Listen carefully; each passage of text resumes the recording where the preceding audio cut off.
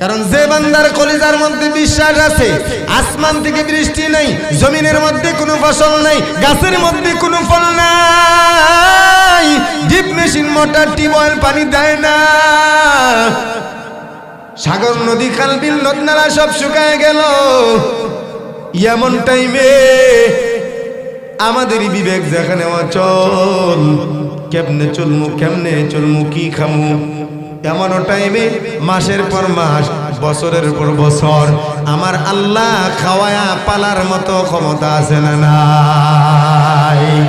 এই বিশ্বাসটা 100% যে বন্দার আছে সেই তো পরিপূর্ণ ঈমানদার, ঠিক না? আল্লাহ পাক